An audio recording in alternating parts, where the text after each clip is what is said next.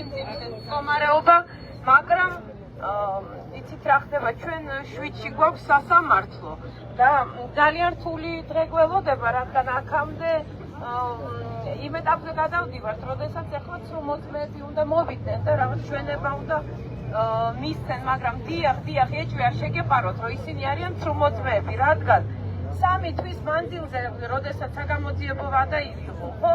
არავინ არ გამოჩენილა არავინ იმ პერიოდში. ყოველთვის მეკითხებოდი ჩვენ იმას ადვოკატებს, ჩვენ კონკრეტულ სიტუაციას ვიტყვი, რომ საქმე არაფერზე არ ინერვიულო, იმიტომ რომ არ არის საქმეში არაფერი არ არის.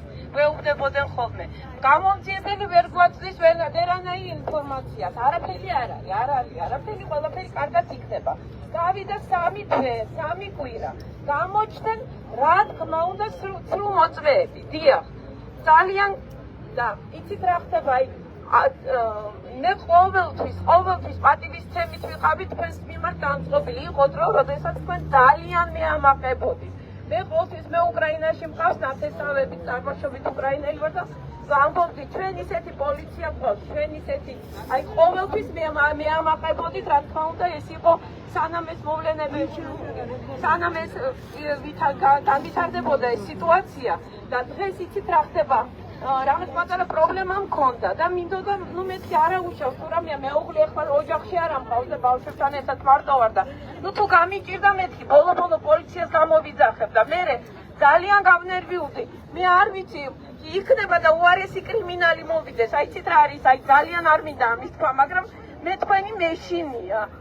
სამწუხაროდ მე შიში მაქვს ახლა, მუდირის შიში მაქვს. არ ვიცი, აი პოლიციელი ვინ ამოყოფს თავს და ვინ დიახ, იცით, აი დღეს მე არ მაქვს თქვენი იმედი, აი ადრე რაღაც ფობიაც გამიჩნდა, რომ როდესაც გავდივარ, აი თქვენ პოლიცია და იქნებ რაღაც, აი ძალიან დიახ, იცით რა არის, აი მე მინდა მოუწოდო იმ პოლიციელებს, რომლებიც აი ცრუმოწმეებს, რომლებიც აპირებენ შვიდში მოსვლა სასამართლოში. აი ძალიან გთხოვთ, რომ იქნებ დაადგეთ ხატებთან, ხალხს და არ შეიძლება ესეთი რაღაცა, ეს არის ბოროტება და იქნებ დაადგეთ ხატებთან და რაღაცა ღმერთი შეგეშიდეთ, იმიტომ რომ ღმერთი მაღალია და არავის არ აპატიებს. არავის და მე არ მინდა ყველას ყავს ოჯახი, ყველას ყავს შვილები, ყველას ყავს ცოლები. ძალიან გთხოვთ. სამწუხაროდ ყველამ უნდა ჩახედოს თვალებში მერე თავის მომავალს, თავის შვილებს, თავის მოქალაქეებს და ეს არის ბოროტება დღეს რაც ხდება სასამართლო დარბაზებში. მე მყავს აი ეშმაკის სახლში ვზივარ ჩვენ. ეს არ არის სასამართლო.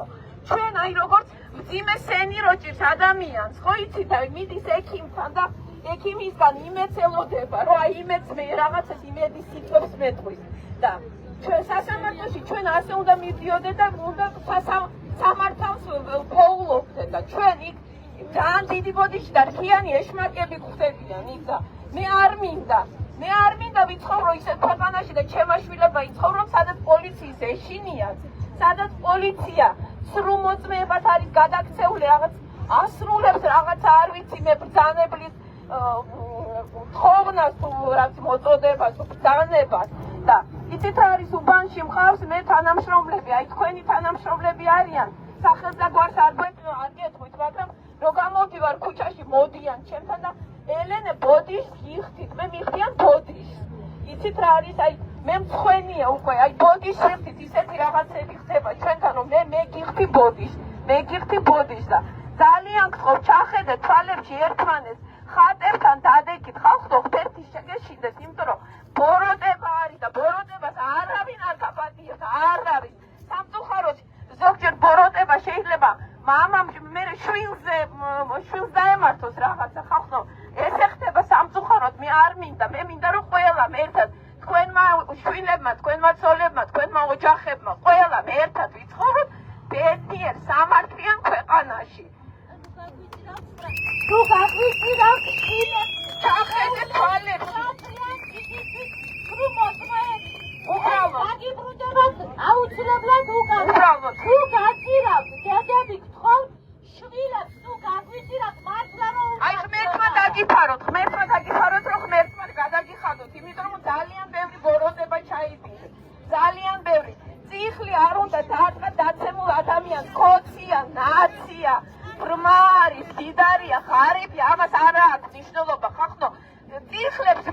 ურტყამთ აწოლილ ადამიანებს არ შეიძლება ღმერთი შეგეშინდეთ ღმერთი